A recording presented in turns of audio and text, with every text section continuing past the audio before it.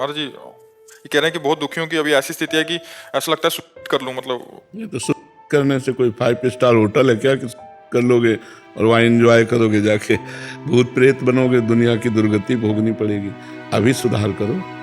अभी कह रहे हैं ना भोजन पचता है ना, कहते हैं हाँ तो रात को नींद आती है। अब हम कहते हैं बच्चों से कि गलत आचरण छोड़ो, नहीं तो अभी देखो, हम कई बार उदाहरण में बताया कि जैसे आप गलेत होता ना गेहूं, किसान आदमी को है, जब गेहूं गलेत माने वो बाली निकलने को होती है, उस समय यदि काट लिया जाए तो ना दाना निकलेगा एक और ना भूसा सही निकलेगा।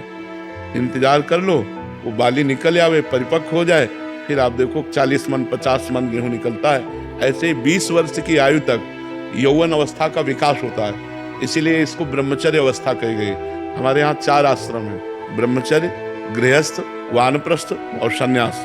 तो पहली जो अवस्था है वो ब्रह्मचर्य की है।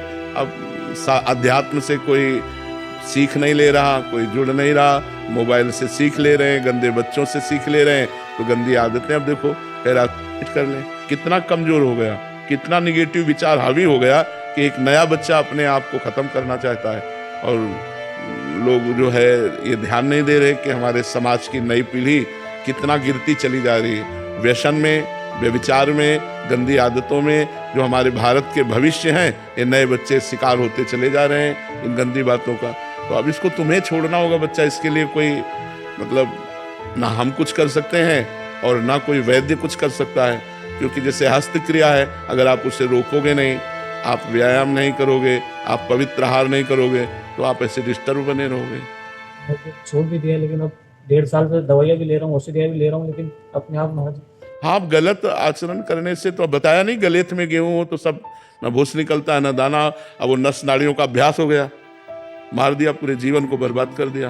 अब थोड़ा दंड बैठक मारो, 2 किलोमीटर दौड़ लगाओ, सुबह 4 बजे उठ करके दंड बैठक मारो, ठंडा जल पियो और ठंडे जल से प्रक्षालन करो। और अब दोबारा कभी ऐसी गलती मत करना। तो धीरे धीरे वो अभ्यास पुष्ट होगा ना करने का, तो ब्रह्मचर्य फिर धारण कर सकते हो। नस नाड़ियां इतनी कमजोर हो जाती हैं कि वो फिर वीर शक्ति को रोकने की क्षमता खो देती थी। वो जरा सा भी स्पर्श करो निकल जाएगा, या जरा सा गलत चिंतन हुआ निकल जाएगा।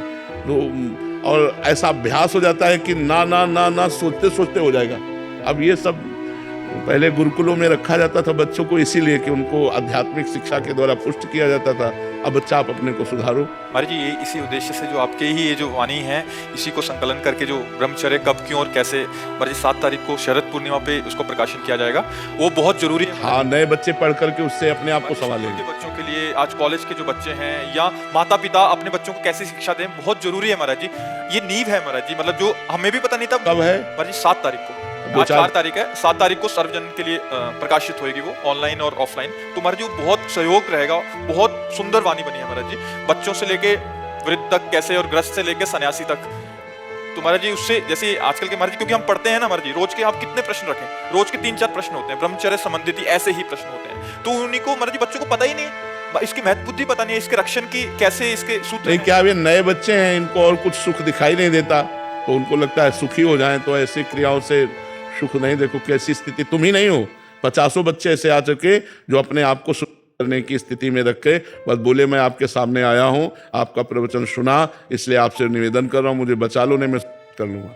अब बताओ उसमें बचाने की क्या बात? अगर आप नहीं सुधरना चाहोगे तो हम कैसे बचा सकते? वो चेष्टा नहीं की, लेकिन मतलब अब वो अभ्यास, बच्चा देखो जो अभ्यास गलत हो जाता है तो उसका कुपरिणाम होता है, ये कुपरिणाम है उसका, हस्तमैथुन का एक कुपरिणाम है।